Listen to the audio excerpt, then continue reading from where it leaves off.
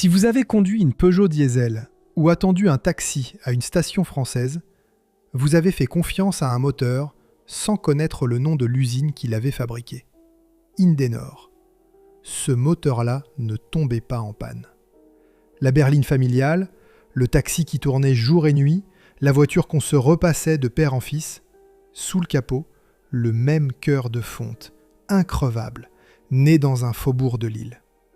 Derrière cette réputation, une seule usine, près de 3000 ouvriers, 100 000 mètres carrés d'atelier, des clients de Ford jusqu'en Inde. Elle avait survécu à 2 guerres mondiales, survécu à l'occupation, survécu à 3 changements de nom et à 1 siècle de concurrence. Et puis tout s'est arrêté, à quelques mois de son centenaire. Et sa fin, dit-on, ne fut pas une lente agonie. Il aurait suffi d'une seule erreur, une seule, pour que tout s'effondre, presque du jour au lendemain. Chapitre 1. Le nom que personne ne connaissait. Il y a, sur un mur de briques du quartier de Fives, à Lille, un nom à demi effacé. La plupart des gens qui passent devant ne le remarquent pas, et même ceux qui le remarquent ne sauraient pas le lire à voix haute, car ce nom ne leur dit rien. Indenor. 5 syllabes qui n'évoquent aucune voiture, aucune publicité, aucun souvenir d'enfance. Et pourtant, derrière ces lettres rongées par un siècle de pluie du Nord, il y avait l'un des moteurs les plus indestructibles que l'Europe ait jamais construit. On raconte que cette usine est morte d'une seule décision, qu'il a suffi d'effacer ce nom, de le remplacer par un autre, plus prestigieux, plus connu, pour qu'un savoir-faire centenaire s'éteigne. C'est une histoire séduisante. Elle a la simplicité d'une fable et la cruauté d'une trahison. Peut-on vraiment tuer une usine en effaçant son nom ? Nous y reviendrons, car la vérité, comme souvent, est à la fois plus compliquée et plus triste que la légende. Mais pour comprendre comment tout cela s'est terminé, il faut d'abord revenir au commencement. Et le commencement, lui, ne ressemble en rien à une fin.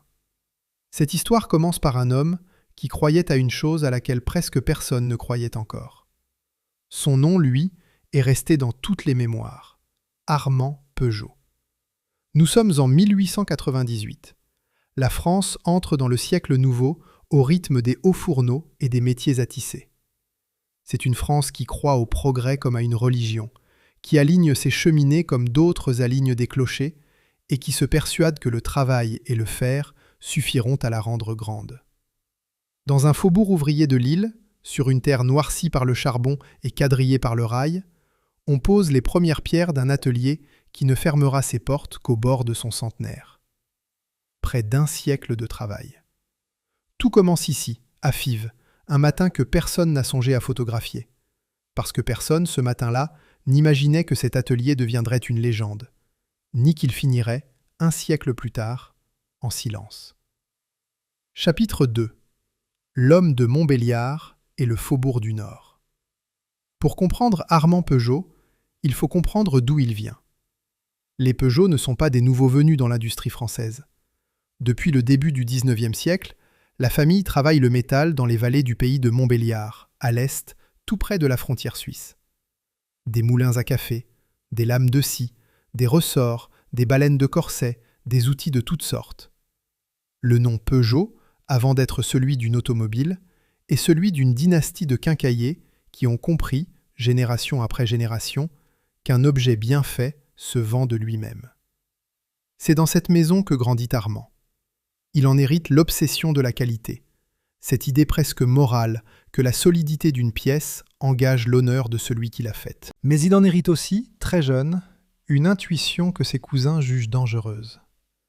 L'avenir, pense-t-il, ne se jouera ni dans le moulin à café, ni dans la bicyclette. Il se jouera dans la voiture sans cheval. C'est une idée de fou pour l'époque. À la fin du XIXe siècle, l'automobile est un jouet bruyant, capricieux, réservé à quelques aristocrates fortunés et à quelques inventeurs entêtés. On parie davantage sur le cheval que sur le moteur. Armand Peugeot, lui, y voit autre chose. Il n'y voit pas un caprice de riche. Il y voit une industrie. Une industrie qui un jour fabriquera des voitures par milliers, pour des gens ordinaires, comme on fabrique aujourd'hui des outils. Cette conviction le sépare peu à peu de sa propre famille, plus prudente, plus attachée aux affaires éprouvées. En 1896, après des années de tension sur cette question même, il franchit le pas et fonde sa propre maison, la Société anonyme des automobiles Peugeot. Il a désormais les mains libres. Et un homme qui a les mains libres et une idée fixe cherche, très vite, un endroit où la mettre en œuvre. Cet endroit, ce ne sera pas Montbéliard, ce sera Lille. 2 ans plus tard, en 1898, Armand Peugeot implante dans le quartier de Fives sa toute première usine en dehors du berceau familial. Le choix n'a rien d'un hasard. Le Nord, à cette date, c'est le cœur battant de l'industrie française. Le charbon sort de terre à quelques kilomètres de là. Le chemin de fer relie tout, draine tout, emporte tout. La main-d'œuvre est nombreuse, dure à la tâche, formée par des décennies de filature, de fonderie et de construction mécanique. Et la Belgique, avec ses marchés et ses ports, est à portée de main. Pour un industriel qui veut produire en série, Fives n'est pas une ville parmi d'autres. C'est une promesse. Fives, en cette fin de siècle, n'est pas une banlieue endormie. C'est un faubourg debout. Un monde de briques rouges, de cheminées et de sirènes, traversé du matin au soir par le grondement des trains de marchandises. Quand le narrateur de cette histoire imagine ce quartier au temps d'Armand Peugeot, il imagine l'odeur du charbon dans l'air froid, le pavé luisant de pluie, les cafés ouvriers qui s'allument avant le jour. C'est un quartier que des vagues d'hommes et de femmes sont venus bâtir et faire tourner. Des familles du Nord, des Flamands, des Belges passés de l'autre côté d'une frontière qui ne voulait pas dire grand-chose pour ceux qui cherchaient du travail.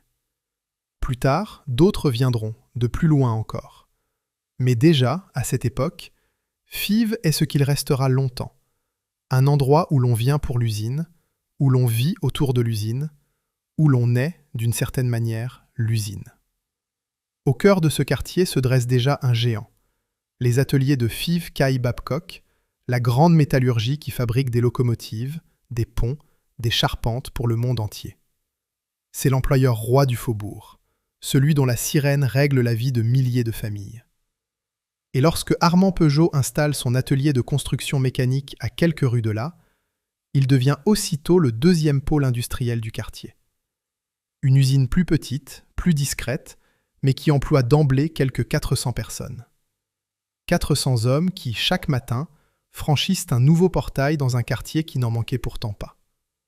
Il faut s'arrêter un instant sur ce chiffre, car il dit tout du chemin qui reste à parcourir.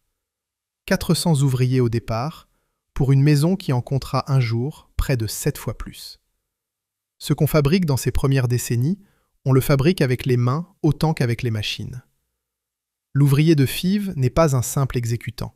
C'est un homme de métier, un ajusteur, un tourneur, un fondeur, qui a appris son geste auprès d'un ancien et qui le transmettra à son tour. Le savoir n'est pas seulement dans les plans, il est dans les doigts. Dans l'oreille qui reconnaît, au son, qu'un moteur tourne juste.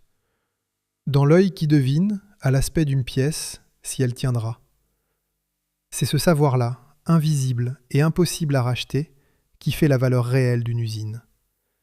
Et c'est lui, bien des années plus tard, qu'on dispersera sans même songer à le compter. Mais à l'époque, ce capital de main et de mémoire ne cesse de grandir. Les fils suivent les pairs. On entre à l'usine à 15 ou 16 ans et l'on n'imagine pas en sortir autrement que par la retraite. Autour des ateliers, peu à peu, une communauté se forme, faite de familles, de cafés, de solidarité, d'une fierté partagée. Fives n'a pas seulement une usine. Fives devient, lentement, un peuple d'usines. À ses débuts, l'usine de Fives n'a rien d'une usine à moteur diesel. Elle ne sait même pas encore qu'elle le deviendra. On y fait de la mécanique générale, des pièces, des organes pour la jeune industrie automobile. C'est un atelier parmi d'autres dans l'empire naissant de Peugeot. Mais il s'y joue déjà quelque chose qui décidera de tout. La manière de travailler. Car la fortune d'une usine ne tient pas seulement à ce qu'elle fabrique. Elle tient à la façon dont elle le fabrique. Et c'est là qu'entre en scène un homme dont le nom mérite d'être retenu, même s'il n'a jamais figuré sur le capot d'aucune voiture. Il s'appelle Ernest Materne. Né en 1880, formé aux arts et métiers de Châlons, c'est un homme de méthode, presque un homme de système. Il arrive à Peugeot-Lille vers 1906, d'abord comme contremaître, puis comme chef d'atelier, puis comme organisateur. Et ce qu'il apporte est aussi important que n'importe quelle machine, une façon de penser la production. Materne est de cette génération d'ingénieurs qui ne voient pas l'usine comme un simple toit posé sur des établis, mais comme un organisme à régler, à fluidifier, à optimiser. Il est l'un des premiers, en France, à s'intéresser sérieusement aux méthodes nouvelles venues d'Amérique, celle d'un ingénieur nommé Taylor, qui prétend qu'on peut chronométrer le travail, le découper, le réorganiser pour produire plus vite, à coût égal. Ces idées, qui feront couler tant d'encre et soulèveront tant de colère ouvrière au siècle suivant, Materne les met en pratique à Lille avant presque tout le monde dans l'automobile française. Entre 1906 et 1912, il repense l'agencement des ateliers. Il réfléchit à la circulation des pièces, à la place de chaque ouvrier, à l'enchaînement des gestes. Là où l'on travaillait par habitude, il introduit l'ordre, la mesure, la cadence. L'usine de Fives devient, sans tambour ni trompette, un laboratoire de la production en série à la française. Ce travail le mènera loin. Ernest Materne deviendra plus tard directeur général des fabrications de toute la maison Peugeot. Et, détail qui en dit long sur l'homme et sur la trace qu'il a laissée, il sera le premier à entrer au conseil de Peugeot sans appartenir ni à la famille, ni au monde de la finance. Un ingénieur, un homme de l'atelier, monté par le seul mérite de sa compétence. Dans une France industrielle encore largement gouvernée par les dynasties et les banques, c'est presque une révolution silencieuse. Et elle est née, en partie, dans les ateliers de Fives. Armand Peugeot, lui, ne verra pas la suite. Il meurt en 1915, en pleine guerre, alors que ses usines tournent pour l'effort national, fabriquant pour l'armée plutôt que pour les familles. Le fondateur s'efface. L'usine, elle, reste. C'est l'une des grandes lois de cette histoire, et l'une des plus dures. Les hommes passent, les ateliers demeurent, jusqu'au jour où ils ne demeurent plus. Mais ce jour-là est encore très loin. Pour l'heure, à Fives, on a une usine, on a une méthode, on a des ouvriers qui savent leur métier. Il ne manque qu'une chose, il manque une vocation. Il manque le moteur qui fera de cet atelier de mécanique générale une légende. Ce moteur, il porte un nom qui sent le mazout et le travail. Le diesel. Chapitre 3. La foi dans le moteur à huile lourde. Pour saisir ce qui se passe à Lille à partir de 1928, il faut dire un mot d'un homme qui n'a jamais mis les pieds dans le Nord et qui était déjà mort depuis plus de 10 ans. Rudolf Diesel. Ingénieur allemand de génie, Diesel avait imaginé, dans les années 1890, un moteur radicalement différent de celui à essence. Un moteur qui n'avait pas besoin d'étincelles. Un moteur où la seule compression de l'air, portée à l'extrême, suffisait à enflammer le carburant. Plus lourd, plus brutal, plus économe aussi, et surtout, plus robuste. L'homme avait connu une fin étrange. En 1913, il avait disparu en mer, tombé d'un paquebot dans la Manche par une nuit noire, sans qu'on sache jamais s'il s'agissait d'un accident, d'un suicide ou d'autre chose. Mais son moteur, lui, allait conquérir le monde, à commencer par un atelier de Fives. En avril 1928, l'usine change de nom et de destin. Elle devient la Compagnie lilloise de moteurs, la CLM. Et elle se lance dans une aventure que presque personne, en France, n'avait osé tenter à cette échelle. La fabrication en série du moteur à huile lourde, du diesel. C'est une décision lourde de sens et lourde de risques. Le diesel, à l'époque, n'est pas une évidence commerciale. C'est un moteur de spécialiste, encombrant, capricieux à démarrer par temps froid, réservé aux gros engins. Choisir de le produire en série, dans la France de l'entre-deux-guerres, c'est faire un pari sur l'avenir. C'est croire qu'un jour, ce moteur de bateau et de locomotive trouvera sa place partout où l'on a besoin de force et d'endurance. À Lille, on y croit. C'est le premier grand pari de cette maison, et ce ne sera pas le dernier. Pour démarrer, la CLM ne part pas de rien. Elle achète une licence à un autre nom illustre de l'industrie allemande, Hugo Junkers. Junkers, c'est l'aviation, mais c'est aussi une conception très particulière du moteur diesel, faite de moteurs bicylindres verticaux à pistons opposés, une mécanique étrange et puissante où deux pistons se font face dans le même cylindre et se repoussent à chaque explosion. Lille adapte, fabrique, perfectionne. Et très vite, ce qui n'était qu'une licence étrangère devient un savoir-faire propre, lillois, français. C'est l'une des constantes de cette usine. Elle apprend des autres, puis elle les dépasse. Les chiffres de ces premières années disent l'ampleur de l'effort. Entre 1928 et 1938, la gamme s'étend d'une manière vertigineuse, du petit moteur de 4 chevaux jusqu'au colosse de 500 chevaux. 17 modèles différents en 10 ans. Des moteurs pour l'automobile, pour l'industrie, pour l'agriculture, pour la marine, pour le rail, pour les groupes électrogènes. Lille ne fabrique pas un moteur. Lille fabrique une famille entière de moteurs, capable d'animer à peu près tout ce qui, en France, a besoin d'être mis en mouvement. Et l'on connaît, pour ces premières années, un chiffre précis. L'un de ces chiffres qui donne soudain une réalité physique à une histoire. D'avril 1928 à la fin de 1933, en moins de 6 ans, l'usine de Fives produit près de 13 000 moteurs. 13 000 machines, totalisant quelques 265 000 chevaux de puissance, dispersés dans toute la France et au-delà.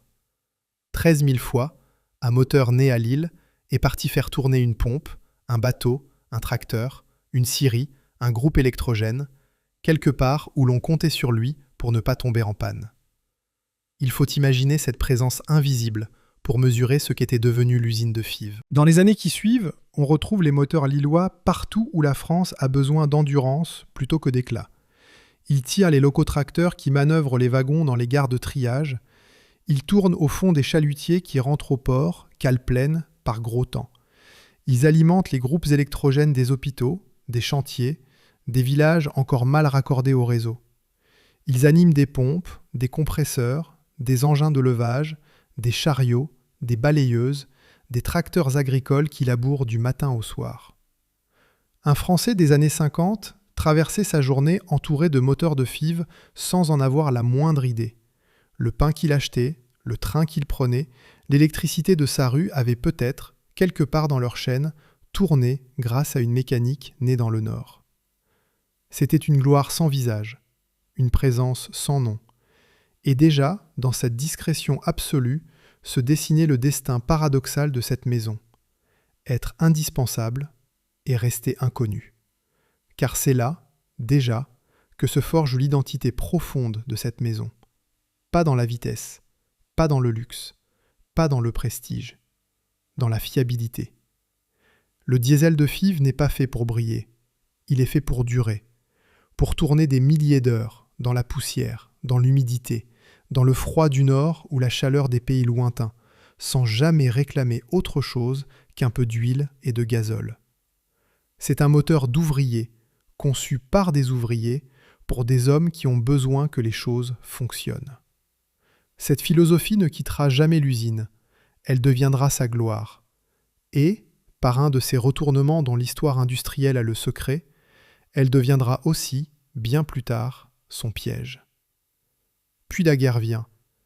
L'usine traverse l'occupation comme tout le Nord la traverse, c'est-à-dire dans la difficulté, la pénurie et le danger, sous le contrôle de l'occupant, dans une région coupée du reste du pays. En 1942, au cœur de ces années sombres, la maison change encore de nom. La CLM devient la Compagnie Générale de Moteurs, la CGM. Le changement n'est pas qu'administratif. Il marque l'élargissement d'une ambition qui, malgré tout, ne s'éteint pas. Car dès que la paix revient, l'entreprise repart de l'avant et pousse plus loin encore ses moteurs industriels. En 1947, elle sort son premier compresseur, le CR2, preuve que Lille ne se contente pas de subir, mais cherche, invente, élargit son domaine, alors même que la France pense encore ses plaies. Voilà ce qu'est cette usine au sortir de la guerre. Un demi-siècle d'existence, un savoir-faire reconnu dans le moteur à huile lourde, une réputation de solidité bâtie engin après engin, année après année. Près de 600 personnes y travaillent en 1946 Et bientôt elles seront 1000, puis bien davantage encore, portées par la reconstruction et par cette extraordinaire vague de croissance que la France connaîtra pendant 30 ans. Mais aux yeux du grand public, l'usine de Fives reste invisible. Ses moteurs font tourner le pays, mais personne ne connaît leur nom. Ils sont dans les bateaux, dans les groupes électrogènes, dans les machines agricoles, partout, sauf dans la vie quotidienne des familles. Le moteur de Lille est encore un moteur de professionnels. Tout cela est sur le point de changer. Car au milieu des années 50, dans les bureaux d'études de Fives, on commence à rêver d'une chose que presque personne ne croit possible. On rêve de faire entrer le diesel, ce moteur de camion, ce moteur de tracteur, ce moteur jugé sale et bruyant, dans la voiture de Monsieur Tout-le-Monde. C'est le deuxième grand pari de cette maison, et c'est celui qui va la faire entrer dans la légende. Chapitre 4. La naissance d'Indenor et le diesel incassable. Le pari paraît absurde en 1957. Une voiture particulière mue par un moteur diesel, l'idée même prête à sourire.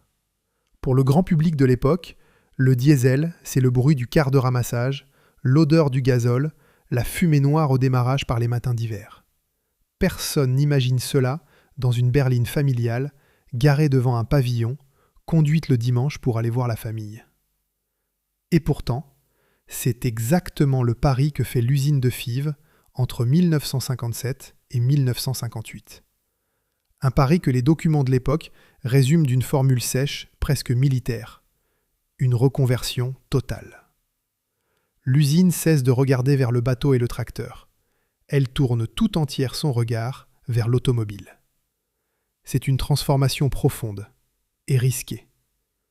On ne reconvertit pas une usine entière par un simple changement d'humeur. Il faut de nouvelles machines, de nouveaux outils, de nouveaux savoir-faire. Il faut, surtout, de la recherche.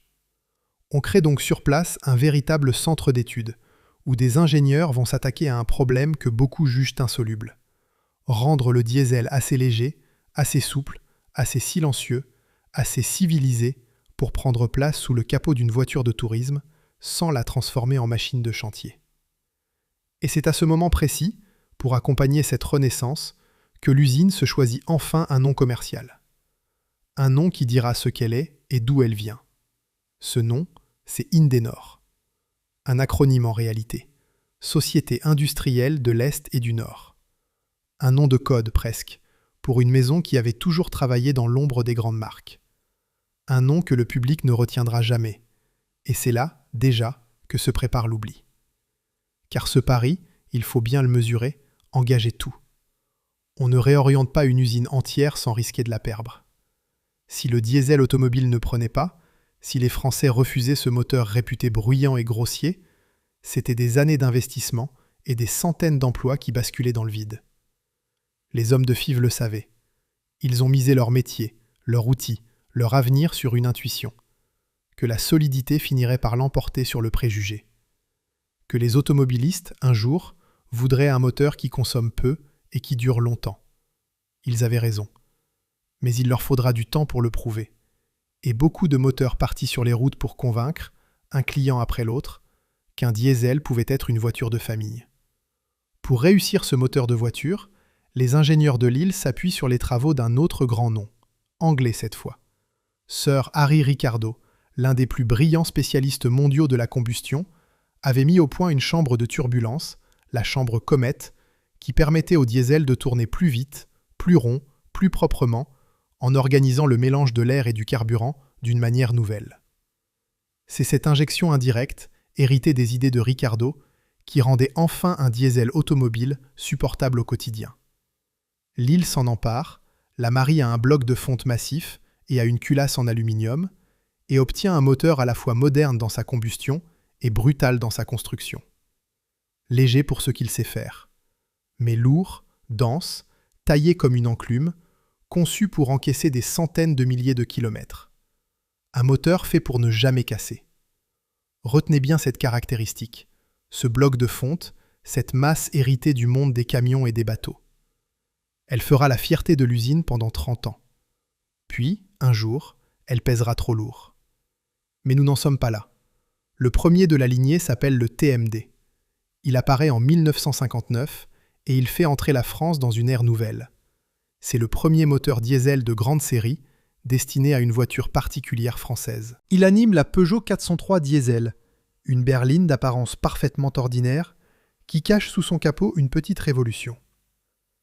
Du dehors, rien ne la distingue de ses sœurs à essence. Mais sous le métal, il y a Lille. Il y a Fives. Il y a ce moteur né dans le Nord qui, pour la première fois, va se faufiler dans le garage des Français. Le TMD équipe aussi quelques Citroën utilitaires et des engins agricoles. Le diesel de tourisme à la française vient de naître. Et il est né dans un faubourg de Lille que personne, sur les routes de France, ne saurait situer sur une carte. Puis vient la famille qui fera la légende, la série XD. À partir de 1963, les moteurs XD se déclinent à l'infini.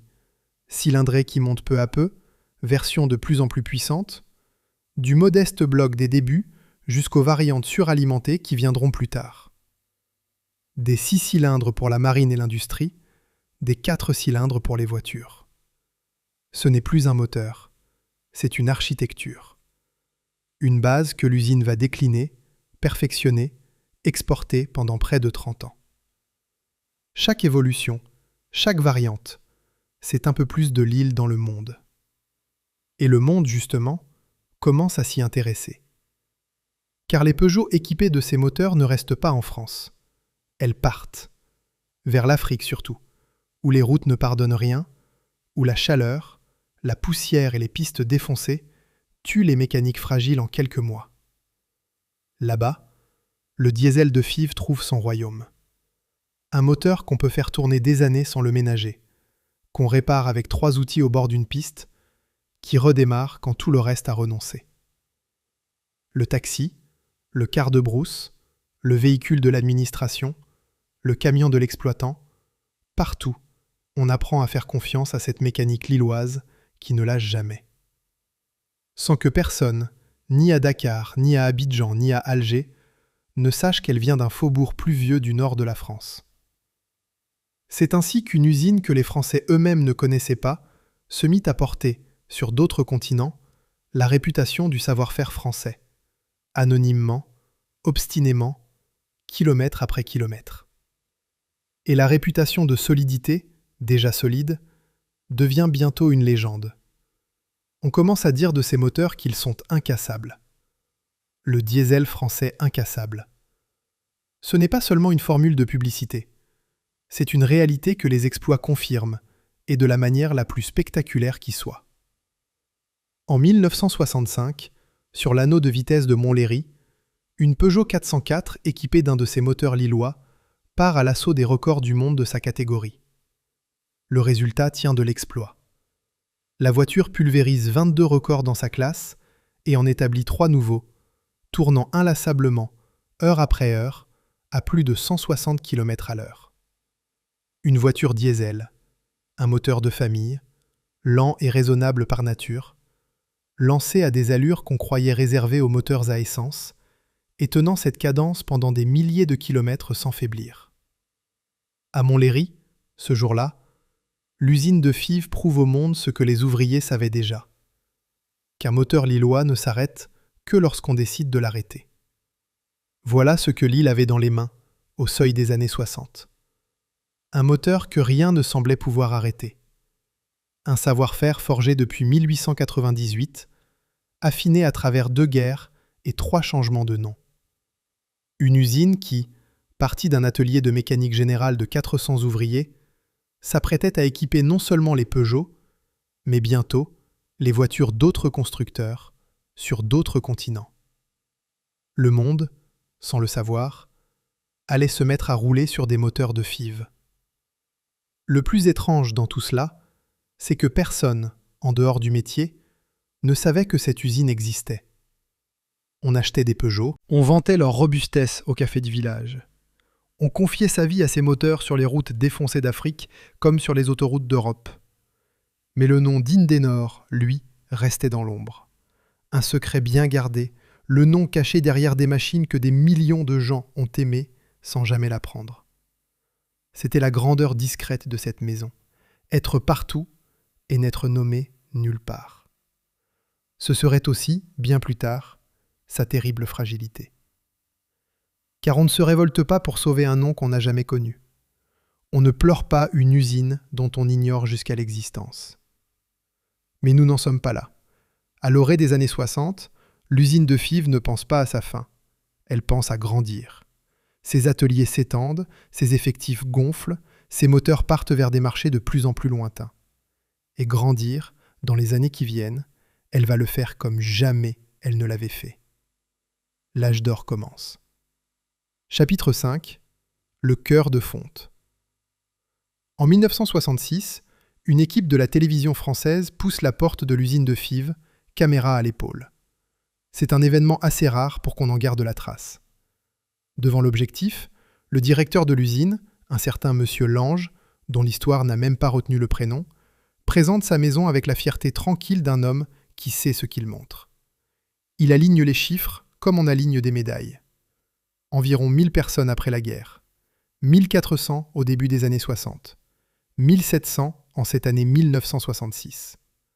L'usine grandit, elle grandit vite. Et derrière lui, dans les ateliers, c'est tout un monde qui s'active.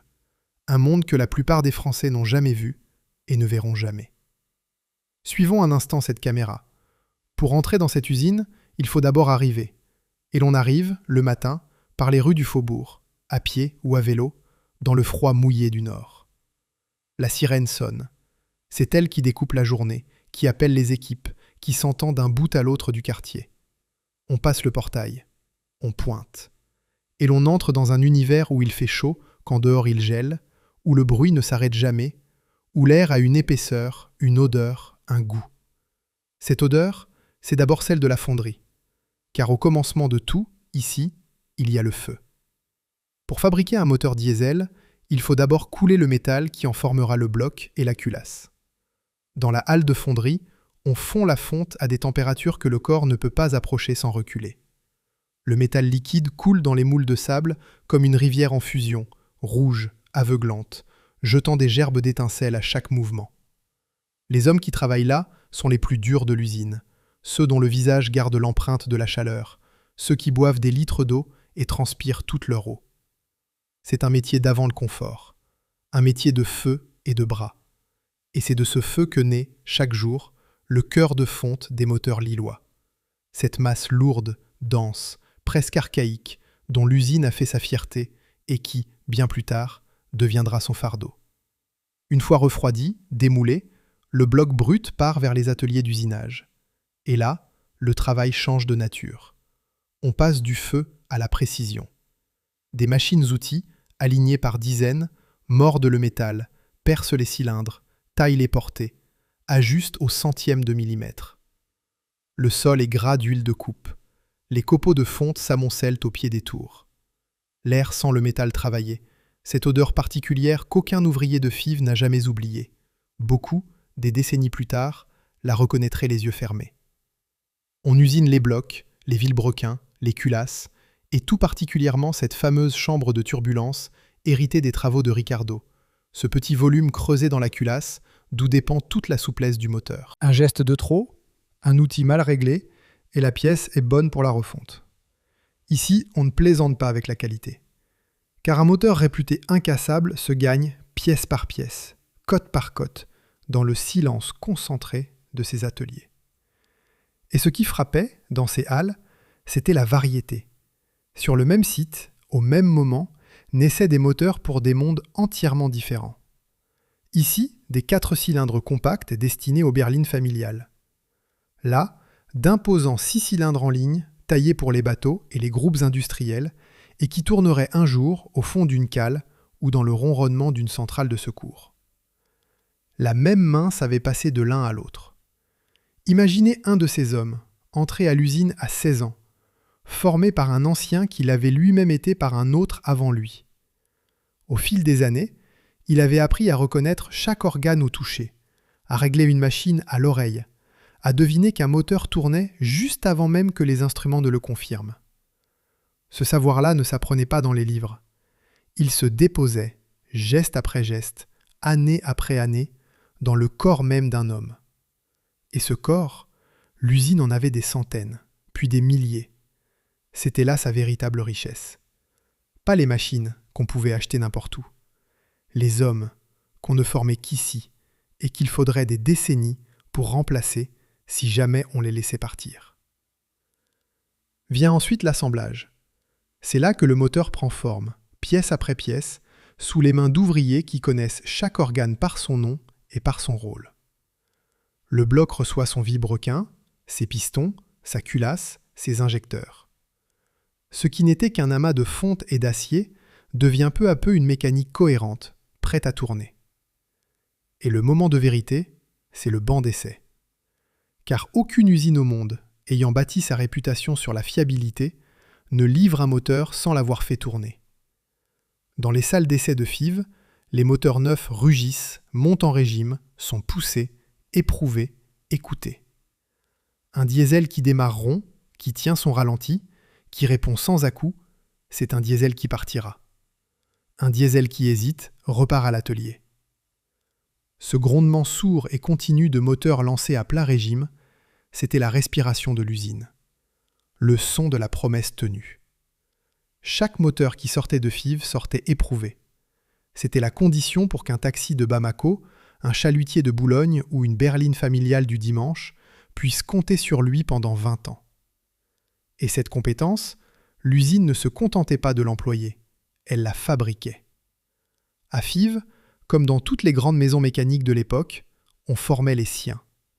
Le jeune apprenti, à peine sorti de l'école, était confié à un ancien qui lui apprenait le métier avec ses mains, sa patience et parfois sa rudesse.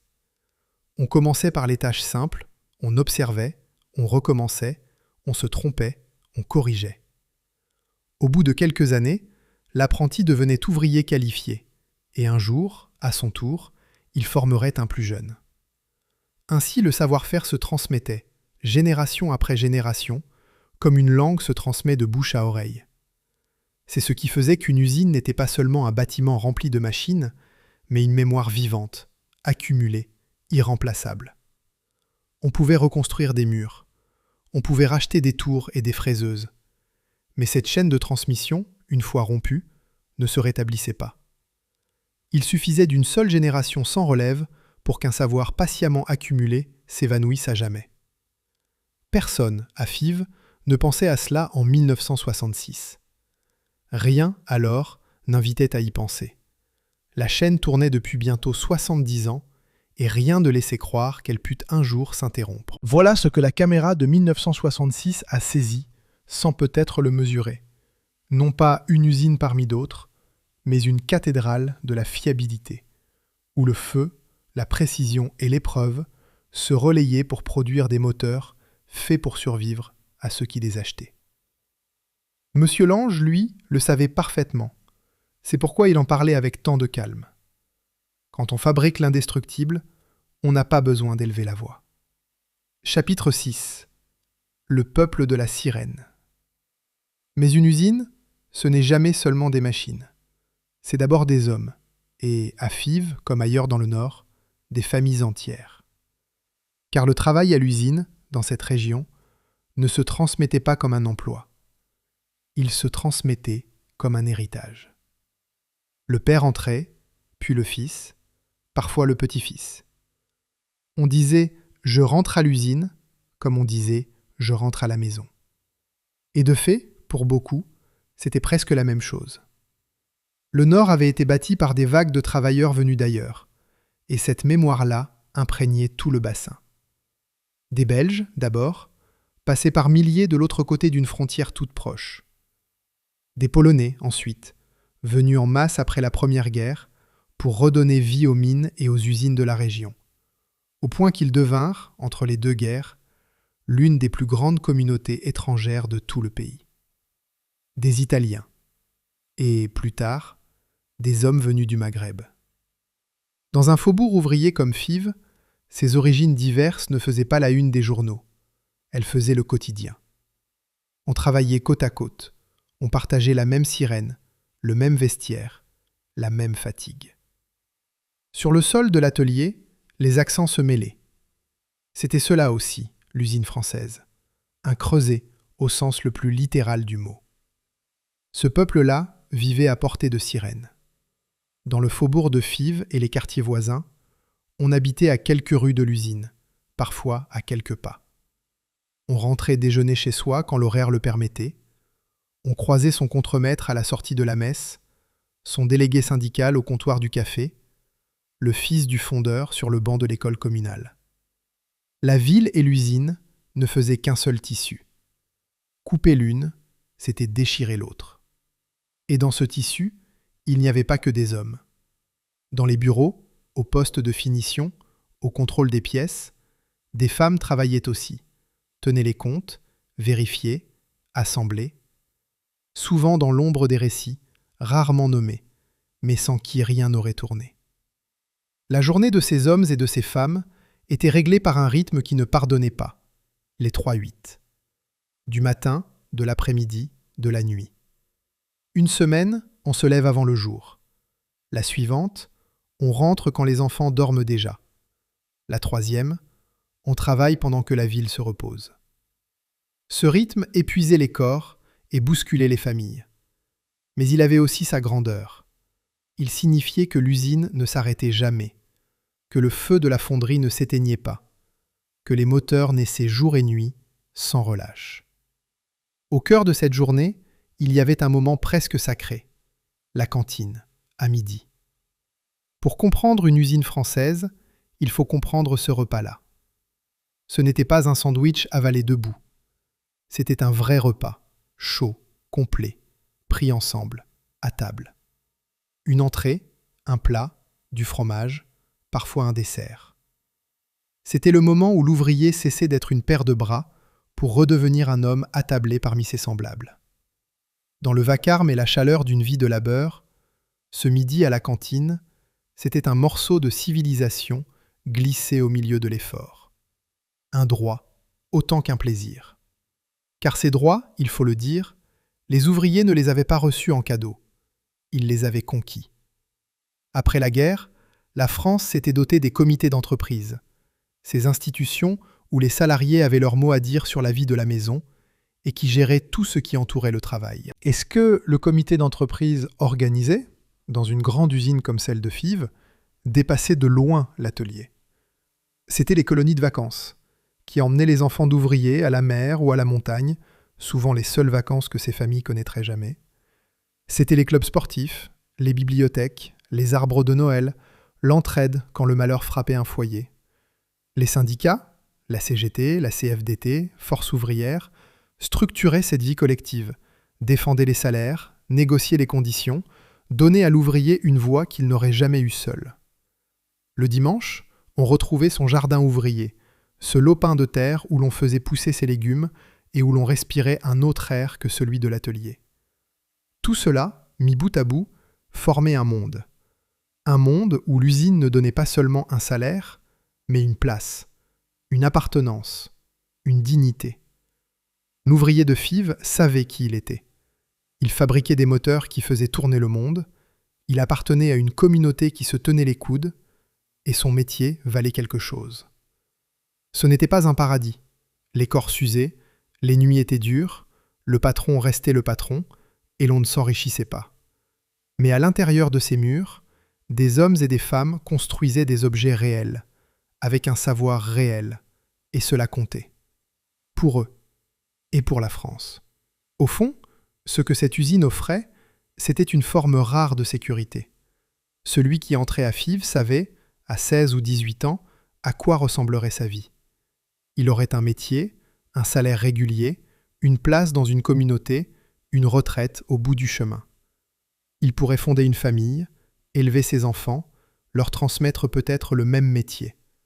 Cette certitude paraît aujourd'hui presque irréelle, mais elle était le ciment de toute une société. On ne s'enrichissait pas, mais on ne vivait pas dans la peur du lendemain. L'usine était là, immense, solide, éternelle en apparence. Elle avait traversé 2 guerres mondiales et l'occupation. Elle avait survécu aux crises, aux pénuries, aux changements de nom. Rien ne laissait imaginer qu'elle pût disparaître. Elle faisait partie du paysage, au même titre que les terris, les clochers et les cheminées. On naissait avec elle. On pensait mourir avec elle. C'est cette certitude tranquille, partagée par des milliers de familles, que les décisions des années à venir allaient briser. Silencieusement, méthodiquement, sans qu'aucune sirène ne sonne l'alarme. C'est ce monde-là qui était en jeu. Pas seulement des emplois. Un peuple. Le peuple de la sirène. Et au moment où M. Lange présentait fièrement son usine à la caméra, ce peuple ne pouvait pas imaginer que, 2 décennies plus tard, la sirène se tairait pour toujours. Chapitre 7. La reine de l'Afrique. Pour mesurer ce qu'était devenue l'usine de Fives, il ne faut pas rester dans le nord. Il faut prendre la route. Suivre les moteurs là où ils allaient. Et là où ils allaient, c'était partout. Mais nulle part autant qu'en Afrique. Sur les pistes de l'Afrique, une voiture est devenue une légende. La Peugeot 504, lancée à la fin des années 60. Et son cœur, dans sa version diesel, c'était un moteur de Lille. Là où d'autres marques voyaient leur mécanique rendre l'âme après quelques saisons de chaleur, de poussière et de pistes défoncées, la 504, elle, continuait. On la chargeait au-delà de toute raison. On la réparait avec les moyens du bord. On la maltraitait comme on ne maltraite que ce en quoi on a une confiance absolue. Et elle repartait. Toujours. À tel point qu'on lui a donné un titre qu'aucune campagne de publicité n'aurait osé inventer. La reine de l'Afrique. En 1975, elle rafle coup sur coup les grands rallyes du continent. Le Maroc, la Bandama, le Safari de l'Est africain. Mais sa vraie victoire n'était pas sur les circuits. Elle était sur chaque piste de chaque pays où le taxi-brousse chargé à craquer reliait des villages que plus rien d'autre ne reliait. Ce qui rendait ce moteur si précieux, loin de Lille, ce n'était pas sa puissance, c'était sa simplicité. Un diesel de Fives, on pouvait le comprendre, le démonter, le remonter avec peu d'outils et beaucoup de bon sens. Pas d'électronique fragile, pas de pièces introuvables, de la fonte, de l'acier, une mécanique honnête qu'un bon mécanicien pouvait soigner au bord d'une route, à 1000 km du premier concessionnaire. C'est cette robustesse rustique qui en a fait, dans des dizaines de pays, le moteur de ceux qui n'avaient pas droit à l'erreur. Le moteur de l'ambulance qui devait arriver. Du camion qui devait livrer. Du taxi dont dépendait toute une famille. À sa manière, depuis un atelier du nord de la France, Lille tenait dans ses mains la mobilité d'une partie du monde. Et dans le nord, justement, l'usine comptait. En 1976, un moteur sort des chaînes de Fives qui n'est pas tout à fait comme les autres. C'est le millionième. 1 million de moteurs diesel produits dans cette même usine, et, détail qui dit tout du chemin parcouru, à peine 18 ans après que le premier moteur rapide pour automobile en était sorti. En moins d'une génération, Lille était passée de la mécanique de spécialité à la production de masse à l'échelle du million. Le pari de 1957 était gagné, et bien au-delà de tout ce qu'on avait osé espérer. Un tel succès ne pouvait pas passer inaperçu. Et bientôt, ce ne sont plus seulement les Peugeot qui réclament des moteurs de Fives. Ce sont les concurrents. Le plus prestigieux de tous, Ford. Le géant américain, solidement implanté en Europe, vient frapper à la porte de Lille pour équiper ses propres voitures. À partir de la fin des années 70, des Ford Granada, puis des Sierra, puis des Scorpio, roulent à travers l'Europe avec, sous le capot, un moteur diesel conçu et fabriqué dans le nord de la France. Voilà la vraie mesure d'une réputation. Quand un constructeur rival, plutôt que de développer son propre moteur, préfère acheter le vôtre et l'afficher dans ses voitures. Puis le moteur de Fives franchit les océans autrement que dans une voiture. En novembre 1979, Peugeot signe avec le constructeur indien Mahindra un accord de licence. L'Inde fabriquera elle-même le moteur de Lille. Le montant des droits, 15 millions de francs, dit l'importance de l'enjeu. En 1983, une usine entière dédiée à ce moteur est inaugurée à Igatpuri, sur le sol indien, par le président des automobiles Peugeot en personne, Jean Boyau. Et Mahindra ne sera pas un licencié parmi d'autres. Ce sera la seule entreprise au monde, en dehors de la France, autorisée à construire ce moteur. Pendant des décennies, des véhicules indiens rouleront avec, dans leur ventre, l'héritage mécanique d'un atelier lillois. Il y a là un paradoxe que l'on a du mal à mesurer aujourd'hui. Cette usine que personne ne nommait était devenue l'un des piliers discrets de l'industrie française. Quand on vantait, à l'étranger, la robustesse des voitures françaises, c'était de Lille qu'on parlait sans le savoir. Quand un constructeur étranger reconnaissait, en achetant le moteur de FIV, la supériorité du diesel français, c'était le savoir-faire d'un faubourg du Nord qu'il saluait. La France exportait, à travers ses moteurs, bien plus que du métal. Elle exportait une réputation, une certaine idée d'elle-même, celle d'un pays qui savait encore fabriquer des choses solides et durables.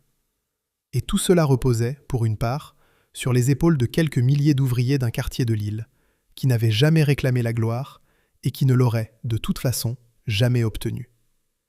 Ils n'en tiraient ni célébrité, ni fortune. Seulement la fierté du travail bien fait. Pour eux, c'était amplement suffisant. La liste de ceux qui voulaient ce moteur en dit long. Des utilitaires hollandais, des Talbot, des Land Rover transformés, le véhicule léger de l'armée française et certains de ses blindés. Et puis la mer. Des bateaux du monde entier dont les moteurs étaient marinisés par des spécialistes anglais et suédois à partir des blocs de FIV. Sur terre, sur mer, dans le civil comme dans le militaire, en Europe, en Afrique, en Asie, le moteur de Lille était partout. Une usine que les Français eux-mêmes ne savaient pas nommer, équipait, discrètement, obstinément, une partie du monde. C'était l'apogée du rayonnement. C'était sans conçu encore, le sommet. Chapitre 8. Le point le plus haut. À la fin des années 70, l'usine de FIV est au fait de sa puissance. Sur 100 000 m² d'atelier, près de 2700 personnes y travaillent, et l'effectif grimpe encore, approchant les 3000 au tournant de la décennie.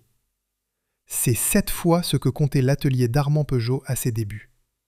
7 décennies de croissance condensées en une seule maison, debout au même endroit, dans le même faubourg du Nord. Et la maison Peugeot, elle aussi, est au sommet. Elle a pris le contrôle de Citroën au milieu des années 70, puis absorbé les anciennes usines de Chrysler en Europe, devenues Talbot, à la fin de la décennie. Peugeot n'est plus un constructeur parmi d'autres. C'est un géant européen, l'un des tout premiers. Et au cœur de cette puissance, le diesel est devenu une arme commerciale décisive. Un moteur qui consomme moins, qui dure plus, et que les automobilistes, autrefois méfiants, se mettent à réclamer. Le pari de Lille n'a pas seulement réussi. Il a transformé toute l'entreprise. L'usine de FIV en récolte les fruits et continue d'innover. C'est elle qui, en 1979, donne naissance à une première mondiale. Le premier moteur diesel suralimenté par turbocompresseur, monté en série dans une berline vendue en Europe, sous le capot de la Peugeot 604. Le diesel, qu'on disait poussif et lent, se met à offrir des performances qu'on croyait impossibles. Lille n'est pas seulement l'usine du diesel fiable, elle devient l'usine du diesel moderne. La pointe de la technologie, et non l'arrière-garde. Et pour les hommes de FIV, ces années-là sont des années heureuses. On embauche. Les jeunes qui poussent le portail à la fin des années 70 le font avec l'assurance de ceux qui entrent dans une maison d'avenir. Ils achètent un pavillon non loin de l'usine, fondent une famille, inscrivent leurs enfants aux colonies du comité d'entreprise, planifient leur vie sur 30 ans, comme si ces 30 ans étaient acquis. Et ils ont toutes les raisons d'y croire. L'usine n'a jamais été aussi forte. Les commandes affluent du monde entier. Le moteur qu'ils fabriquent est une référence mondiale. Un ouvrier de FIV, en 1979, pouvait raisonnablement penser qu'il finirait sa carrière dans cette usine, et que son fils, s'il le souhaitait, l'y suivrait. C'est ce qui rendra la suite si cruelle. Car ces hommes confiants, ces familles qui bâtissaient sur le roc, ignoraient qu'on avait déjà, ailleurs, commencé à dessiner les plans de ce qui les remplacerait. La presse de l'époque ne tarit pas d'éloges sur le diesel français, devenu une fierté nationale autant qu'un argument de vente. On vante son économie à l'heure où le prix du carburant obsède les automobilistes. On célèbre ces berlines qui franchissent allègrement les 300 000 km. Peugeot, grâce à Lille, passe pour le maître européen du moteur diesel. Une position que ses concurrents lui envient et que beaucoup, faute de mieux, se résignent à lui acheter. Dans ce climat, l'idée même qu'une usine aussi prospère, aussi essentielle, puisse un jour fermer aurait paru tout simplement insensé. On ne ferme pas une maison qui gagne. On ne renonce pas à un savoir-faire que le monde entier réclame. C'est ce que tout le monde pensait à Fives. C'est ce que tout le monde aurait juré. Et pourtant, c'est précisément à ce moment, à l'instant exact du triomphe, que se prend une décision dont personne, à Fives, ne mesure la portée. Car le succès du diesel est devenu si grand que Peugeot estime ne plus pouvoir le produire dans ses seules usines existantes. Il faut voir plus grand, plus moderne. Alors, au tournant des années 80, le groupe décide d'investir des sommes colossales, près de 6 milliards de francs, dans la construction de 2 usines entièrement neuves, l'une pour les boîtes de vitesse, l'autre, surtout, pour les moteurs. 6 milliards, une fortune. La mesure même de la confiance que Peugeot plaçait dans le diesel.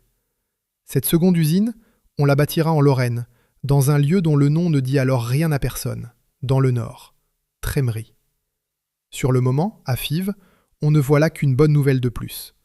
La preuve éclatante que le diesel a de l'avenir. Que le groupe y croit au point d'y engloutir des milliards. On ne comprend pas, rien à cet instant de gloire ne permettait de le comprendre, que cette usine neuve, conçue pour un moteur d'une génération nouvelle, n'est pas un simple renfort. Que c'est un héritier. Et qu'un héritier, par définition, finit par prendre la place de celui qui l'a précédé. C'était l'apogée, le point le plus haut avant la chute. Le moment où l'usine de Fives, riche de 80 ans d'histoire, d'un savoir-faire mondial et de près de 3000 hommes, paraissait plus solide que jamais. Et debout sur ce sommet, dans le grondement des bancs d'essai et la fierté du millionième moteur, personne, à l'intérieur de ces murs, ne pouvait voir le monde qui, déjà, avait commencé à se refaire ailleurs, loin du nord, dans une vallée de Lorraine, autour d'un moteur que l'île n'avait pas construit. Chapitre 9. Les premières fissures. Le monde qui avait porté l'usine de Fives commence à se fissurer là où personne, à l'intérieur, ne regarde. En 1973, le premier choc pétrolier frappe l'Occident. Le prix du carburant s'envole. Et, paradoxe cruel pour la suite, c'est d'abord une aubaine pour l'île. Un moteur diesel consomme moins, donc le diesel devient à la mode, donc les commandes affluent. Le second choc, en 1979, ne fait qu'amplifier le mouvement. Pendant que la sidérurgie lorraine s'effondre, que les mines ferment, que des pans entiers de l'industrie française vacillent, l'usine de Fives, elle, tourne à plein régime. Au milieu de la tempête, elle paraît être un îlot de prospérité. C'est précisément ce qui rend ces premières fissures si difficiles à voir.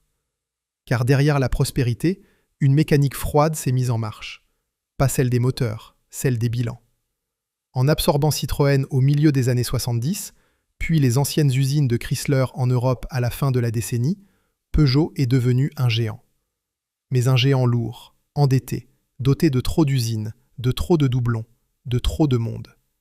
Au début des années 80, le groupe traverse une crise financière sévère, l'une des plus graves de son histoire. Et quand un groupe industriel est en crise, il fait toujours la même chose. Il rationalise.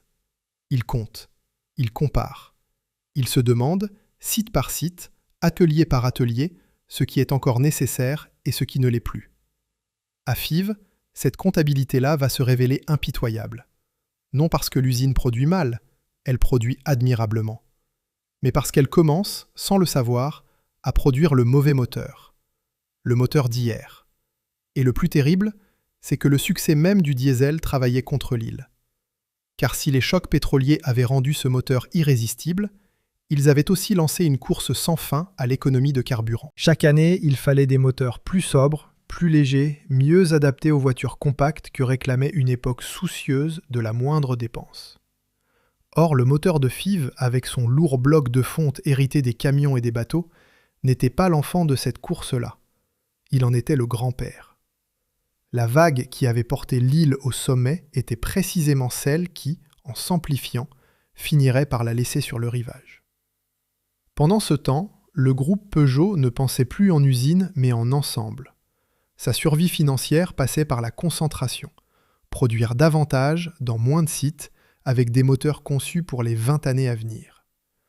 Dans ce raisonnement, Une usine vieillissante, dépendante d'un client extérieur et attachée à un moteur d'hier, n'était pas un atout à préserver. C'était une charge à alléger. On ne l'avait encore écrit nulle part, mais l'équation, déjà, se résolvait toute seule. Dès 1980, un signe discret apparaît, que les anciens remarquent avant les autres. On n'embauche plus. Le gel des embauches s'installe, silencieux. Et un gel des embauches, dans une usine, ce n'est pas seulement une ligne dans un budget. C'est la chaîne de transmission qui se brise. Plus de jeunes apprentis confiés aux anciens. Plus de relèves à former. Le savoir-faire, ce capital de main et de mémoire qui avait mis 80 ans à s'accumuler, cesse de se renouveler. Pour l'instant, cela ne se voit pas. L'usine est pleine d'ouvriers chevronnés, sûrs de leur métier. Mais elle vieillit. Année après année, l'âge moyen monte, les têtes grises se multiplient, et aucun visage jeune ne vient prendre la suite. Une maison qui cesse de former ses jeunes a déjà, sans le savoir, commencé à mourir par le haut. Au dehors, le pays change de visage. Après 1983 et le tournant de la rigueur, la France a renoncé à protéger coûte que coûte ses bastions industriels. On parle désormais de compétitivité, de modernisation, de marché.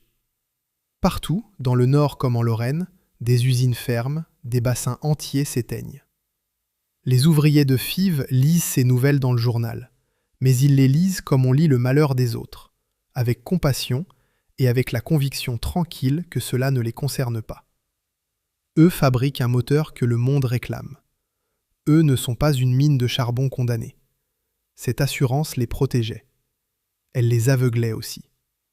Car le déclin, quand il vient, ne se présente jamais sous les traits qu'on attendait. Il ne frappe pas à la porte. Il entre par la comptabilité. Et puis, il y a une dépendance que la prospérité dissimulait et que les chiffres trahissent. En 1986, l'usine de Fives produit 115 100 moteurs. Un chiffre magnifique. Mais quand on regarde à qui ils sont destinés, l'image se brouille. Sur ces 115 100 moteurs, 49 920 seulement partent vers les automobiles Peugeot. Moins de la moitié.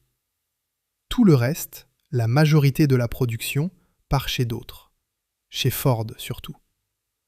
L'usine de Fives, sans qu'on l'ait jamais vraiment décidé, est devenue dépendante d'un client étranger pour vivre.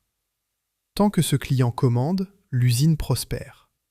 Le jour où il s'en ira, c'est plus de la moitié du travail qui partira avec lui. Personne, à Fives, ne veut formuler cette phrase à voix haute. Mais elle est déjà écrite dans les comptes.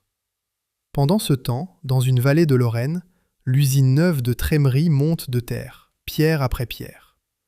On y prépare un moteur dont, à Lille, on ne mesure pas encore qu'il porte un autre nom pour la même fonction.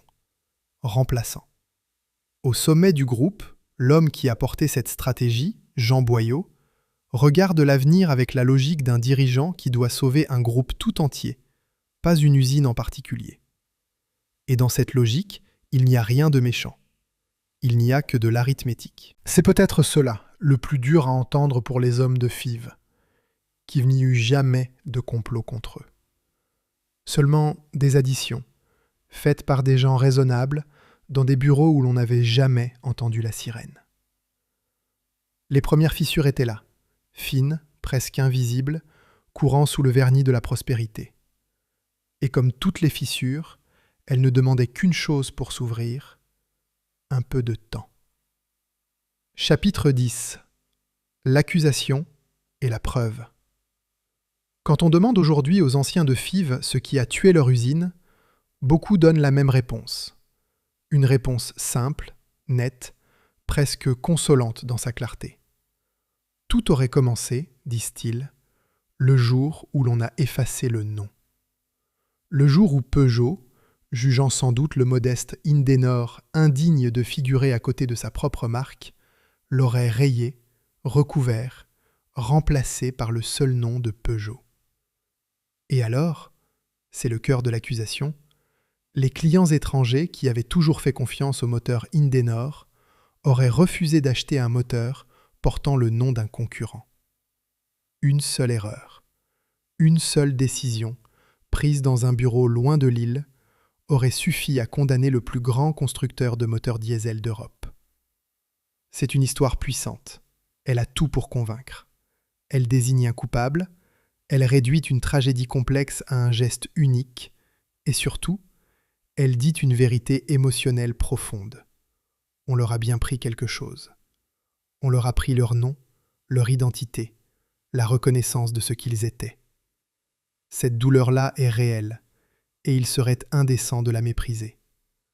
Un homme qui a passé 30 ans à fabriquer un moteur a le droit qu'on sache son nom. Quand ce nom s'efface, c'est un peu de lui qui s'efface. Et puis, il faut le reconnaître, l'esprit humain a besoin de coupables. Devant une perte immense, l'idée qu'elle puisse être le fruit du hasard, de l'arithmétique ou du simple cours des choses est presque insupportable. On préfère un responsable, un visage, une faute identifiable, quelque chose que l'on puisse montrer du doigt. Une décision absurde, prise par des gens qui ne savaient pas, console davantage qu'une fatalité sans auteur. Car si quelqu'un a fauté, alors on aurait pu l'empêcher. Alors la mort de l'usine n'était pas écrite d'avance. C'est pour cela que la légende de l'erreur unique a tant séduit. Elle rendait la catastrophe compréhensible, presque évitable. Hélas, elle la rendait surtout fausse. Mais une douleur réelle peut s'attacher à une explication fausse. Et lorsqu'on confronte cette accusation aux documents, elle ne résiste pas. Elle s'effondre même sur la pièce la plus inattendue qui soit. Une pièce qui dormait, pendant des décennies, dans le dossier d'un tribunal indien. Souvenez-vous de la licence signée avec le constructeur Mahindra en 1979. Le texte de ce contrat a refait surface bien des années plus tard, reproduit dans une procédure judiciaire en Inde. Et il est formel. Il exige que chaque moteur fabriqué porte une inscription apparente, et il précise laquelle, mot pour mot, moteur diesel Peugeot, type Indenor. Lisez-le encore une fois. Loin de refuser le nom de Peugeot, loin de fuir la marque, le plus important licencié étranger du moteur de Lille était contractuellement obligé d'apposer le nom de Peugeot sur chaque bloc qu'il fabriquait. Le nom prétendument fatal n'était pas un repoussoir. C'était une condition imposée, exigée, gravée dans le métal. Songez à l'ironie. La preuve la plus accablante contre la légende, la démonstration, noir sur blanc, que le monde n'avait pas fui le nom de Peugeot, ne dormait pas dans les archives de Lille. Elle dormait dans le dossier d'un tribunal de Bombay, à des milliers de kilomètres du nord, dans une langue qu'aucun ouvrier de FIV ne lisait, au cœur d'un litige qui ne les concernait en rien. Pendant que, dans les pavillons du Nord, on se transmettait l'histoire de l'erreur fatale, la pièce qui l'innocentait reposait, oubliée, dans un greffe indien. Les hommes de FIV n'étaient pas coupables d'avoir mal défendu leur nom. Ils étaient seulement les héritiers d'un moteur que le temps avait dépassé. Mais cette vérité-là n'avait, pour les consoler, ni le tranchant, ni la simplicité d'une trahison. Quant à Ford, le premier client extérieur, celui qui prenait plus de la moitié de la production de FIV, il a acheté ses moteurs ouvertement, comme des moteurs Peugeot, pendant toutes les années 80, pour les monter dans ses Granada, ses Sierra, ses Scorpio, sans jamais, à aucun moment, rechigner devant la marque. Il n'existe pas la moindre trace d'un client qui aurait tourné le dos à ce moteur parce qu'il portait le nom de Peugeot. Pas une seule. Le procès qu'on instruit contre la marque n'a pas de témoin. Alors la vérité, la voici, et elle est moins flamboyante que la légende. Le nom Indenor n'a pas été tué d'un coup, par une décision brutale. Il s'est dissous, lentement, par absorption. La compagnie lilloise de moteurs était devenue la Compagnie Générale de Moteurs, qui avait pris le nom commercial d'Indenor, qui deviendrait à son tour, en 1992, Peugeot Citroën Moteur. Le nom n'a pas été assassiné. Il a été replié, comme on replie un drapeau, à mesure que la filiale fondait dans la maison mère. Et pendant tout ce temps, ce détail change tout, les moteurs eux-mêmes restaient demandés aux quatre coins du monde. On effaçait un nom sur des machines que la terre entière s'arrachait encore. La disparition du nom n'était donc pas la cause de la mort de l'usine. Elle en était un symptôme, un effet, pas une origine. La fable confondait la fièvre avec la maladie. Il faut bien saisir la distinction, car tout est là. Une marque peut mourir alors que le produit se vend encore. C'est ce qui arriva au nom Indenor, avalé par celui de sa maison mère, tandis que ses moteurs partaient toujours par dizaines de milliers. Et un produit peut mourir alors que la marque reste glorieuse. C'est ce qui allait arriver au moteur de FIV, abandonné non parce qu'on n'en voulait plus, mais parce qu'on en avait conçu un meilleur. Confondre les deux, c'était se tromper de deuil. Les ouvriers pleuraient un nom effacé. Ce qu'on leur avait réellement retiré était plus grave et plus difficile à nommer, leur place dans l'avenir. Alors, qu'est-ce qui a vraiment tué l'usine de FIV? La réponse n'a rien d'un complot, rien d'une trahison spectaculaire. Elle est plus discrète, plus ordinaire, et c'est précisément ce qui la rend si difficile à accepter. L'île n'est pas morte parce que le monde a rejeté ses moteurs.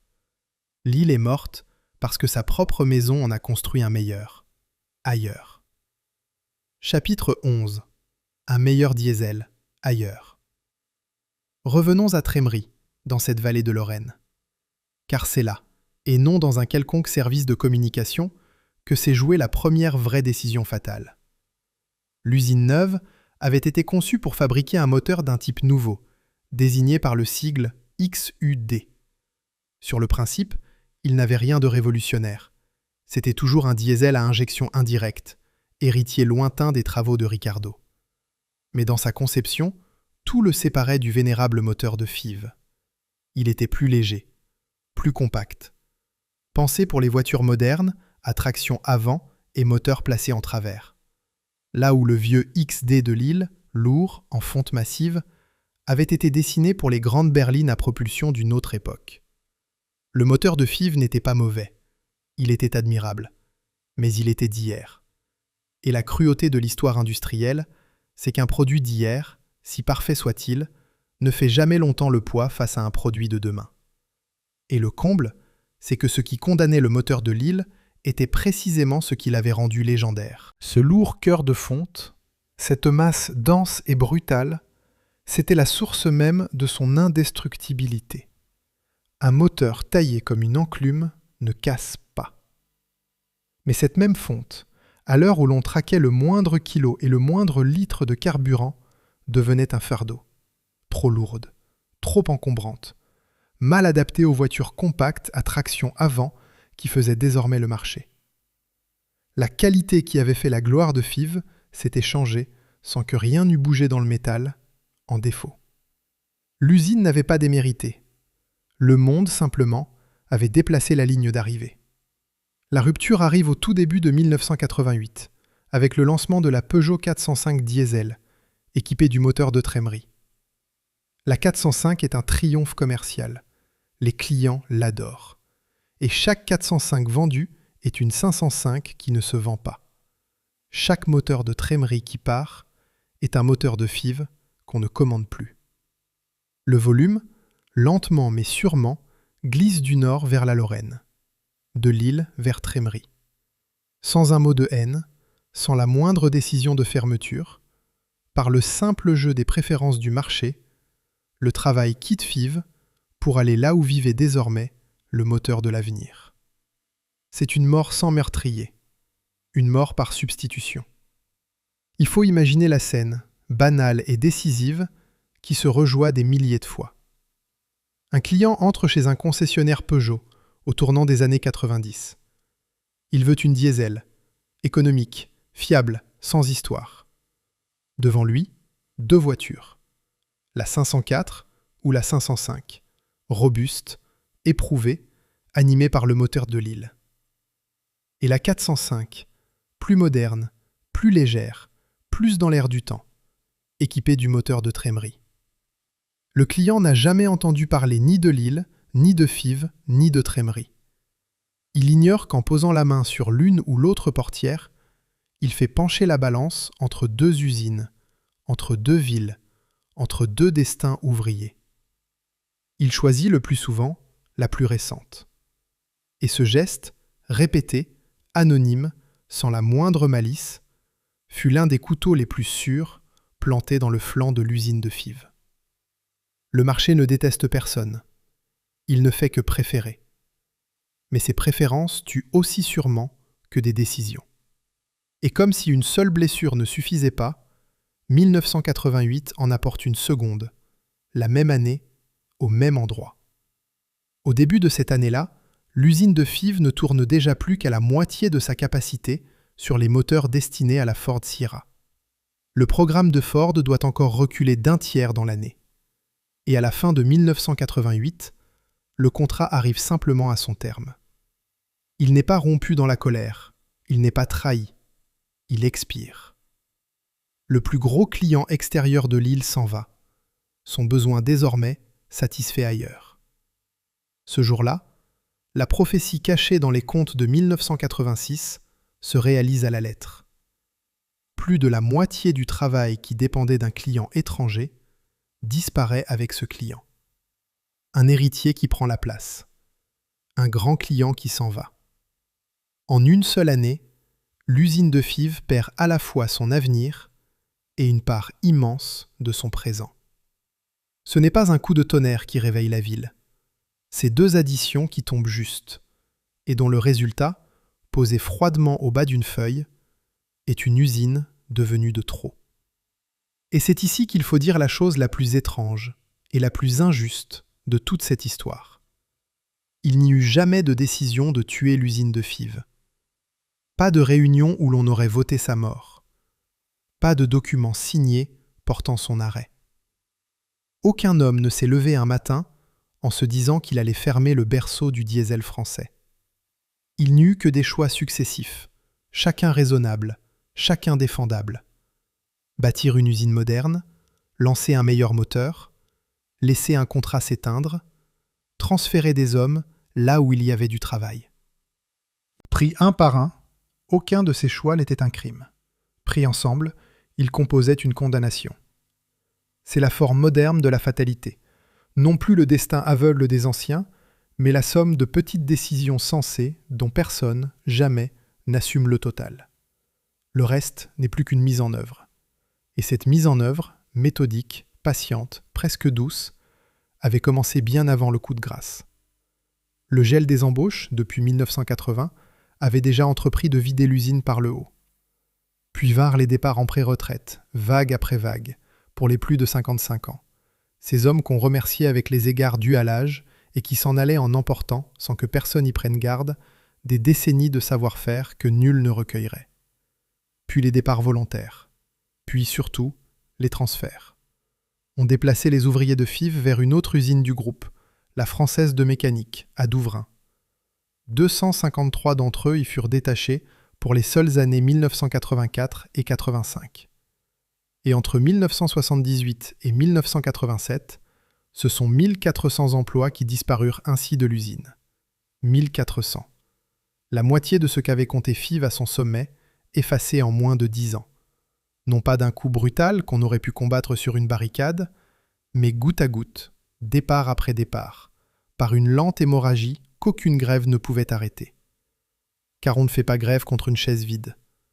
Et pour chacun de ces chiffres, il y avait un homme à qui l'on annonçait, un jour, dans un bureau, que son poste partait à Douvrin. Pour certains, les plus jeunes, c'était une chance à saisir, et ils la saisirent. Pour d'autres, c'était l'arrachement. Quitter le quartier où l'on avait toujours vécu, refaire chaque jour la route, recommencer ailleurs, parfois plus bas dans la hiérarchie, parmi des inconnus. Pour les plus âgés, ceux que la pré-retraite cueillait avant l'heure, c'était un adieu déguisé en faveur. On les remerciait, on les félicitait de leur belle carrière, on leur souhaitait un repos mérité, et on les renvoyait chez eux avec, au fond de la poitrine, le sentiment confus d'avoir été non pas récompensé, mais retiré du jeu. Aucun de ces départs ne fit la une d'un journal. Chacun, pourtant, était une petite fin du monde. Et en 1992, l'effacement administratif fut consommé. La vieille maison devint, officiellement, Peugeot Citroën Moteur. Le nom d'Indenor cessa d'exister.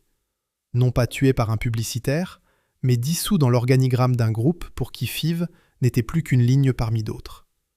Le drapeau était replié. Il ne restait plus qu'à fermer la porte. Mais cela, on n'allait pas le faire d'un coup. On allait le faire lentement. Comme on éteint une à une les lumières d'une grande maison qu'on s'apprête à quitter. Chapitre 12. Le silence des bancs d'essai. Le vieux moteur, lui, refusait de mourir tout à fait. Sur les marges, le XD continua quelque temps encore. Un constructeur portugais de tout-terrain, l'UNM, monta le moteur de Lille dans ses véhicules jusqu'en 1994. Le tout dernier gros bloc, un 2,5 litres, quitta la chaîne aux environs de 1995. Quelque part, ce jour-là, un ouvrier serra le dernier boulon du dernier de ses moteurs. On ne connaît pas son nom. On ne sait pas s'il a compris, à cet instant, qu'il refermait un siècle. Il a sans doute accompli ce geste comme il avait accompli tous les autres avant lui, avec soin. C'était tout ce qui restait d'une production qui, naguère, s'était comptée en millions. L'usine se vidait. Là où près de 3000 hommes s'étaient pressés chaque matin, il n'en restait plus qu'une poignée. La fonderie ne crachait plus son feu. Les ateliers d'usinage se taisaient les uns après les autres. Les machines, débranchées, attendaient un repreneur qui ne viendrait pas. À la cantine, où l'on avait servi chaque midi des centaines de repas chauds, les tables se vidaient. Les conversations se faisaient plus rares, plus basses, comme dans une maison où quelqu'un est malade. Les anciens parlaient déjà de l'usine au passé, sans même s'en apercevoir. On ne disait plus « quand on aura fini cette série », on disait « quand c'était encore nous ». Les vestiaires gardaient les casiers d'hommes partis qu'on n'avait pas remplacés. Et dans les ateliers immenses, conçus pour le vacarme de milliers de gestes, quelques silhouettes seulement se déplaçaient, leurs pas résonnant dans un espace devenu trop grand pour elles. Et les bancs d'essai, ces bancs où, pendant 40 ans, les moteurs neufs avaient rugi pour prouver leur endurance, se turent à leur tour. Le son qui avait été la respiration de l'usine s'éteignit. La fermeture vint à la fin du siècle. En 1997, peut-être en 1998. Même la date est devenue incertaine, comme si le monde avait déjà cessé de regarder. Une usine ouverte en 1898 ferma sans atteindre tout à fait ses 100 ans. Elle ne fêterait pas son centenaire. Les dernières années ne furent pas une agonie spectaculaire. Ce fut un long d'effacement. On produisait encore quelques pièces, on entretenait, on attendait. La maison ne mourait pas vraiment. Elle s'éteignait, comme une braise qu'on cesse de ranimer. Il n'y eut pas non plus de grandes batailles. Pas d'usine occupée pendant des semaines, pas de cortège brandissant des banderoles devant les caméras, pas de cette colère ouvrière qui, ailleurs, avait au moins offert aux mourants la dignité d'un combat. Mais à Fives, on ne savait ni comment se battre, ni contre qui. Il n'y avait pas d'ennemi à la porte, seulement une lente soustraction, étalée sur 15 ans, qui avait épuisé les forces avant même que vienne le dernier jour. Quand on ferma pour de bon, il ne restait plus assez de monde, ni assez d'espoir pour faire du bruit. Il n'y eut pas de dernière coulée filmée, pas de discours resté dans les mémoires, pas même un chiffre exact des derniers ouvriers présents. L'histoire ne l'a pas retenu. Les derniers furent reclassés, comme les autres avant eux, vers Douvrin, vers la Française de mécanique. On éteignit les lumières, on ferma le portail, et ce fut tout. Très vite, la nature fit ce qu'elle fait toujours avec les lieux que les hommes abandonnent. Les herbes folles poussèrent dans les fissures du béton, sur le grand parking où des milliers de voitures s'étaient garées chaque matin. La pluie du nord descella les vitres, la rouille s'installa. Et sur le mur, le nom commença, lentement, à s'effacer. Une usine qui a tourné pendant près d'un siècle a une présence sonore particulière. Pas seulement les machines, le mouvement des hommes, la ventilation, ce bourdonnement sourd et continu que les ouvriers cessaient d'entendre après la première semaine et qu'ils ne remarquaient que le jour où il s'arrêtait. Quand il s'est arrêté, à Fives, ce qu'on a d'abord remarqué, ce n'était pas l'absence de bruit. C'était la présence d'un silence qui n'avait rien à faire là. Un silence qui avait la mauvaise forme. La sirène, qui avait réglé la vie d'un quartier pendant un siècle, ne sonnerait plus. Chapitre 13. Après la sirène. Restaient les hommes, et il faut dire ce qu'ils devinrent, car c'est dans leur vie que se mesure le vrai prix de ces additions. Les plus jeunes, les plus mobiles, suivirent leur travail à Douvrin, à une 50aine de kilomètres de là. Un trajet quotidien à faire et à refaire, une vie réorganisée autour d'une autre usine, d'une autre sirène, parmi des collègues qui n'avaient pas connu Fives. Les plus âgés partirent en pré-retraite, rendus à une oisiveté qu'ils n'avaient jamais demandée, beaucoup trop jeunes encore pour ne plus rien faire de leurs mains. On les imagine, ces hommes, dans le silence de leur pavillon, à quelques rues d'une usine désormais muette, comptant les heures d'une retraite arrivée 20 ans trop tôt. Et avec eux, disparut ce que l'usine avait de plus irremplaçable. La chaîne ininterrompue de transmission qui courait depuis Ernest Materne, depuis les premiers contremaîtres du tout début du siècle. Ce savoir-faire ne fut pas détruit dans un incendie, ni emporté par un concurrent. Il fut dispersé. Ce qui revient au même, car un savoir qu'on ne transmet plus est un savoir qui meurt avec ceux qui le portent. Les mains qui savaient régler un diesel à l'oreille se refermèrent, une à une, sur le vide. Pour le quartier, la perte ne se mesurait pas seulement en salaire. C'était toute une économie discrète qui s'éteignait avec l'usine. Le café où l'on prenait un verre après l'équipe, le commerçant qui vivait des fins de mois ouvrières, les clubs sportifs et les colonies du comité d'entreprise qui avaient occupé les enfants pendant des décennies. Quand une grande usine ferme, ce ne sont pas seulement ses ouvriers qui perdent leur emploi. C'est un tissu entier qui se défait, maille après maille. Un boulanger, un mécanicien, un patron de bistrot, un entraîneur de football, qui dépendaient tous, sans toujours le savoir, du rythme de la sirène. Fives ne s'est pas effondré du jour au lendemain. Le faubourg a tenu, comme tiennent les vieux quartiers ouvriers, par habitude et par fierté. Mais quelque chose, dans sa colonne vertébrale, s'était brisé en silence. Restait le site, les 10 hectares de l'usine Peugeot dans le quartier de Fives. On pourrait imaginer, pour un tel lieu, un beau projet, un musée, un mémorial à la hauteur d'un siècle d'industrie, quelque chose qui dise aux passants ce qui s'était fabriqué là. Ce n'est pas ce qui arriva. Le terrain devint le centre logistique de l'administration de la police, le SGAP, qui y installa quelques 300 agents et y entreposa des véhicules et du matériel. En 2014, ce service changea de nom pour devenir le SGAMI du Nord. Et au milieu des années 2010, on attendait toujours un véritable projet de reconversion. Voilà donc ce qui prit la place des moteurs. Un hangar où l'on gare des voitures de police. L'usine qui avait fait rouler une partie du monde était devenue un endroit où des véhicules restent immobiles. Il faut être juste ici, et ne pas confondre deux histoires voisines. À quelques rues de là, l'autre géant du faubourg, la grande métallurgie de Fives-Caille-Babcock, connut un destin différent. Sur ses terres à elle, on bâtit un écoquartier, un lieu de mémoire, une renaissance urbaine que l'on célébra. Mais cela, c'était l'histoire du voisin, pas celle de l'usine des moteurs. Le sort de Fives-Caille fut la résurrection, le sort de l'usine Peugeot fut l'oubli, et un dépôt. Deux usines d'un même quartier, deux fins si différentes. Et celle qui avait porté la France jusqu'en Inde et sur les pistes d'Afrique fut, des deux, la plus discrètement effacée. Le faubourg de Fives, lui, est toujours là. Les rues portent encore leur nom. Mais le deuxième grand employeur du quartier, celui dont la sirène avait rythmé tant d'existences, a disparu du paysage et, presque, des mémoires. Demandez aujourd'hui, dans une rue de Fives, ce qu'était Indenor.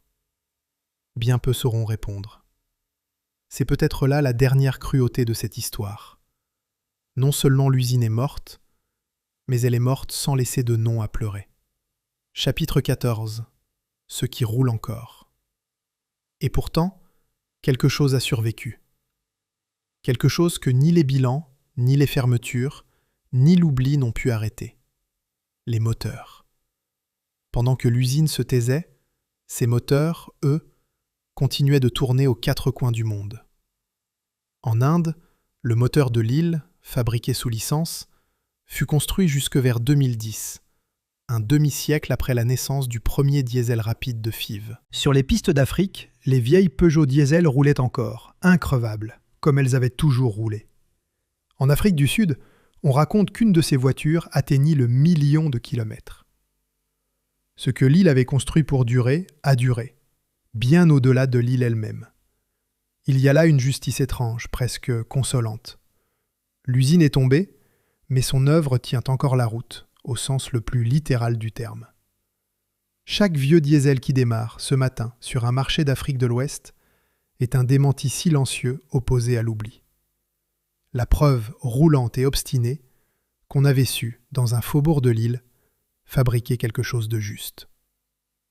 Ils sont innombrables à travers le monde, ceux qui doivent une part de leur vie à ce moteur sans avoir jamais entendu le nom de FIV. Le taxi qui a nourri une famille à Dakar, l'ambulance qui est arrivée à temps sur une piste du Sahel, le camion qui a porté la récolte au marché, saison après saison. Des millions de gestes ordinaires, rendus possibles par le travail obstiné de quelques milliers d'ouvriers d'un faubourg du Nord. Ils ne le sauront jamais. Mais cela ne rend pas la dette moins réelle.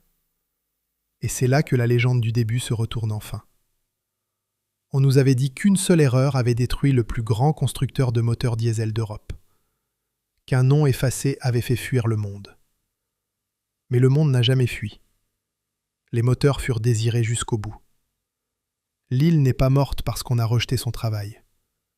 Elle est morte parce que sa propre maison a bâti, dans une autre vallée, un moteur plus léger et plus moderne. Parce que le lourd cœur de fonte qui avait fait sa gloire fut rattrapé par le progrès que Peugeot lui-même conduisait. Pas de coupable, pas de trahison. Seulement une grande usine, aimée, admirée dans le monde entier, doucement rendue inutile par l'avancée des siens. La vérité, on le voit, est plus triste que la fable. Une trahison, on peut la haïr, on peut la combattre, on peut en exiger réparation. Mais on ne combat pas le progrès comme on combat un homme. Il n'offre aucun visage à la colère. Sur ce mur de briques de FIV, le nom est toujours là, à demi effacé. Indenor. Le nom que personne ne connaissait, derrière des moteurs auxquels tout le monde faisait confiance. Il n'est pas tombé sous un coup unique. Il s'est dissous, dans le succès même qu'il avait contribué à bâtir. Et ce soir, quelque part, sur une piste rouge d'Afrique ou sur une route encombrée de l'Inde, un moteur né dans un faubourg pluvieux de Lille tourne encore. Il ignore que l'usine qu'il a vu naître s'est tue depuis longtemps. Il ignore jusqu'au nom qu'il porta. Il continue simplement à faire ce pourquoi des hommes l'avaient conçu, là-bas, dans le Nord. Ne pas s'arrêter. L'usine est silencieuse. Le moteur, lui, ne l'est pas. C'est cela peut-être qu'il reste de FIV.